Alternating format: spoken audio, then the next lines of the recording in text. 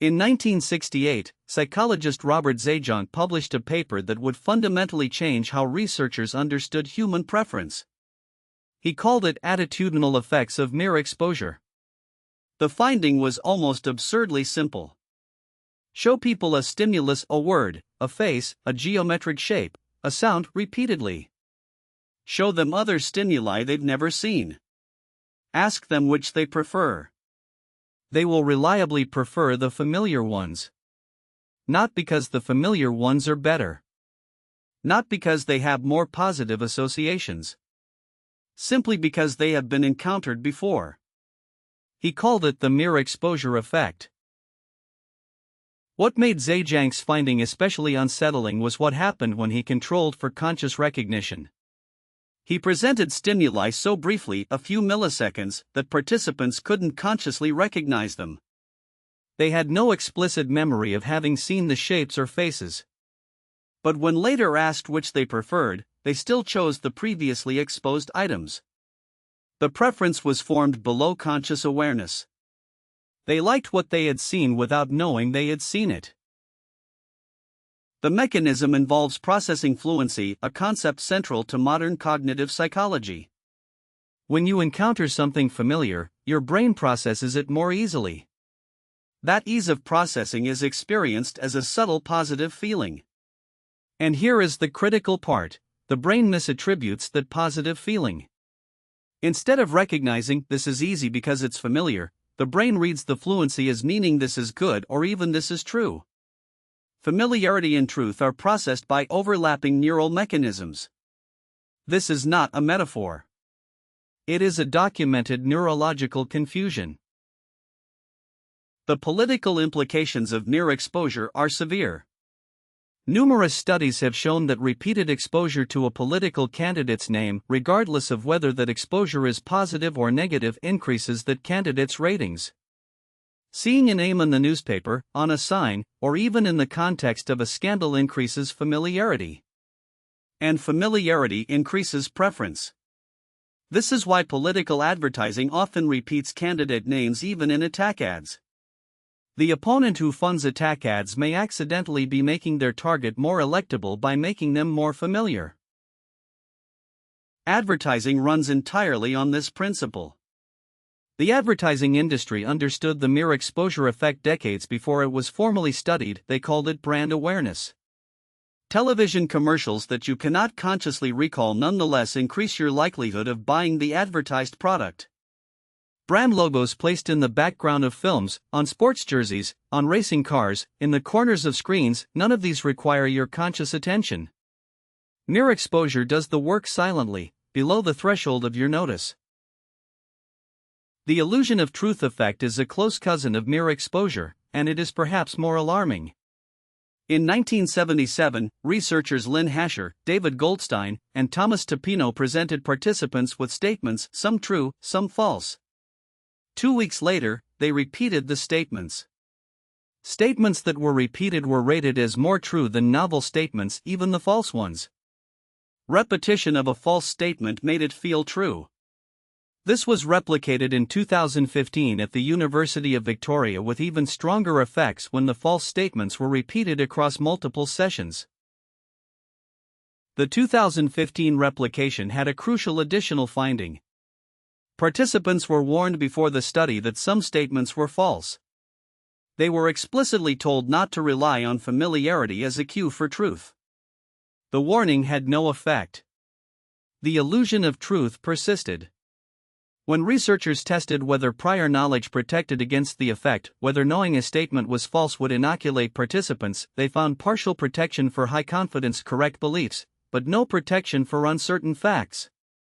On anything you're not certain about, repetition can override accuracy. The implications for propaganda are direct and historical. Joseph Goebbels, the Nazi minister of propaganda, formalized the concept of the big lie of falsehood repeated so frequently and with such conviction that it eventually becomes believed. What he was describing intuitively aligned with what Zajonc and subsequent researchers would demonstrate empirically. The modern disinformation ecosystem operates on precisely this mechanism. You don't need sophisticated arguments. You need high-frequency repetition across platforms.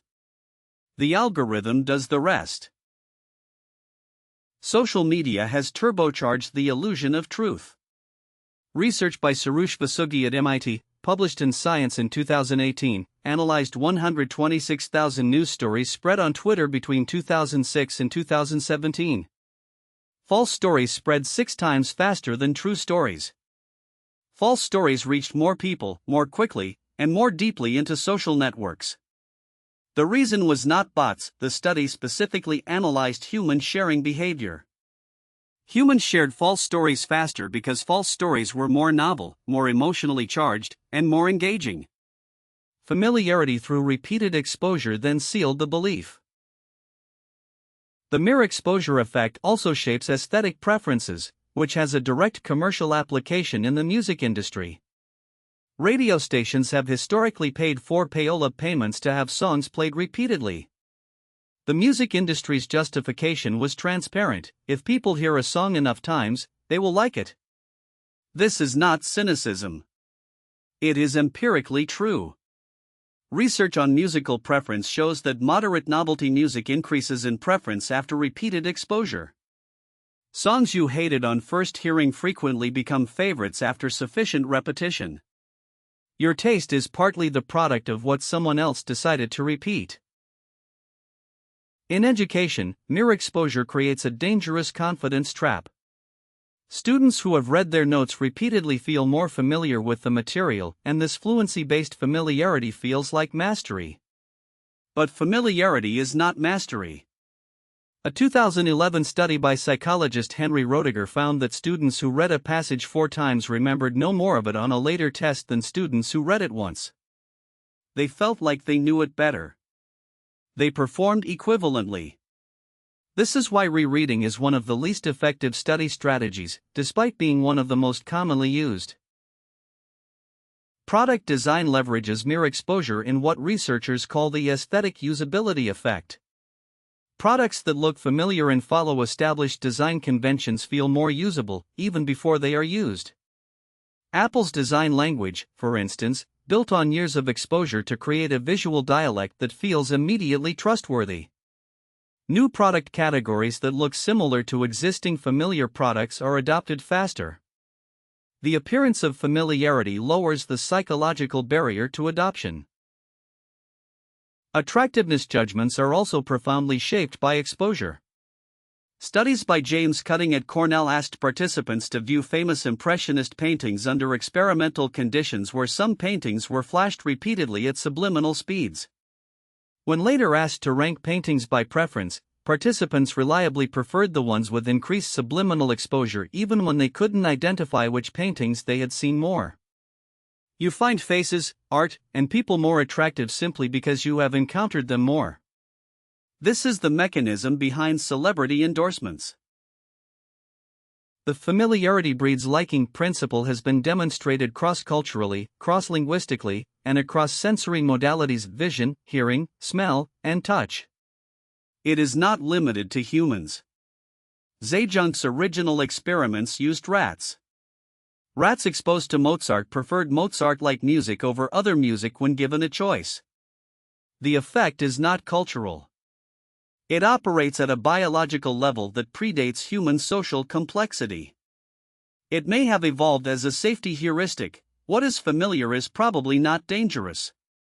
In an environment of information overload, this ancient heuristic is a catastrophic liability.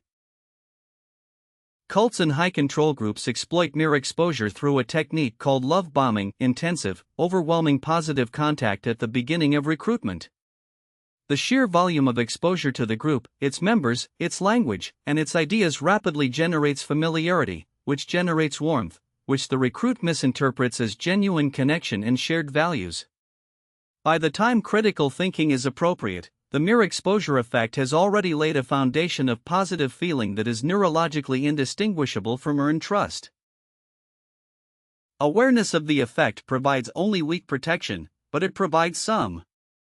Research by Kimberly Weaver and colleagues found that people given metacognitive instructions, specifically told that familiarity can feel like truth, showed reduced illusion of truth effects. The reduction was not elimination, but it was significant. Asking yourself, have I heard this before, or do I actually know this is true, is a genuinely functional cognitive interrupt. It's uncomfortable. It takes effort. But it is one of the few tools that evidence suggests actually works. Diversifying your information sources is a structural countermeasure. If your newsfeed, your social circle, and your media consumption all repeat the same narratives, the mere exposure effect will transform those narratives from perspectives into perceived facts. Exposure to genuinely different viewpoints, not to balance, but to interrupt the repetition, partially disrupts the fluency-based truth signal. This is cognitively uncomfortable. It is also, by the evidence, epistemically necessary. The most profound implication of the mere exposure effect is that much of what you believe is not the product of reasoning. It is the product of exposure history. The values you hold, the aesthetic preferences you feel strongly about, the political convictions that feel self-evidently true, all of these have been shaped by what you have been repeatedly shown, by parents, media, schools, and algorithms. None of this means beliefs are wrong. But it means that the certainty with which you hold them may have nothing to do with the evidence behind them. Zhejiang's original 1968 paper has been cited over 10,000 times. The effect has survived decades of replication attempts. It has been found in every tested population, culture, and sensory modality. The consistency of the finding in experimental psychology is rare. Most effects in social psychology are smaller and more fragile than their initial publications suggested. The mere exposure effect has gotten stronger over decades of replication. We are profoundly, reliably, consistently influenced by repetition, below our awareness, without our consent, and with direct consequences for everything we believe, prefer, and vote for. The next time something feels obvious, natural, or self-evidently correct, pause. Ask not whether you have evidence for it, but whether you have simply encountered it many times.